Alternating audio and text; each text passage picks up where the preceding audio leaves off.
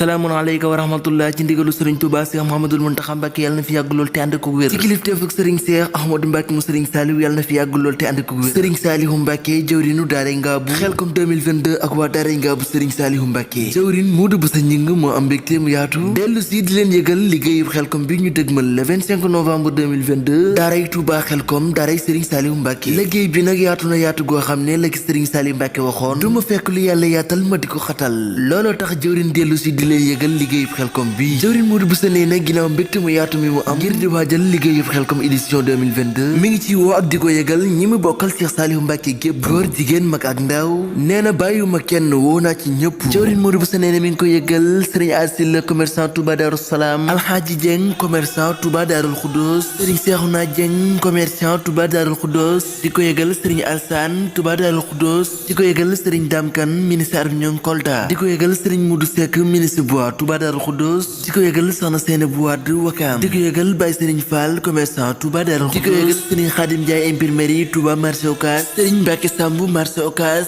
Serigne Pape Diop mécanicien Mbacké Bawal Serigne Modou Mbaw ministre métallique Touba Soura Soxna Bintou Fall Touba Darou Khoudoss Soxna Khady Diop Mbacké Bawal kon nag mbokk yi Xelkom 2022 le 25 novembre jawrin Modou Boussa nee na mi ngi ci woo mbokk xarit wala di am di jàmm di ko yëgal ñi mu bokkal marché Darou Khoudoss bépp bàyyiwul kenn départ bi nag ñaar fukki fan ak juróom ci weer wi ñu nekk ci Touba kër Serigne Saliou Mbacké di ko yëgal Serigne Modou Diop commerçant marché Ocass di ko yëgal soxna Mame Abi Diop Touba Bagdad di ko yëgal soxna Koumba Ndiaye commerçant Touba Aliya di ko yëgal Serigne Modou Ndiaye Safor Touba Aliya di ko yëgal Serigne Lamine Sey ministre bois Touba Aliya di ko yëgal Serigne Mbaye Seck Bousse Touba Darou Khoudoss di ko yëgal Serigne Cheikhouna commerçant Touba Darou Khoudoss Serigne Modou Boussa nee na mi ngi ko yëgal Serigne Cheikh Thiam ministre métallique ci Touba Darou Khoudoss di ko yëgal soxna Yacine Lo ci Touba hôpital Ndiaye kon nag mbokk yi woote baa ngi noonu jawrin Serigne Modou Boussa Gningue nee na mi ngi woo ñëpp góor jigéen mag ak ndaw mi ngi leen di woo ci liggéeyi Xelkom bii ñu dëgmal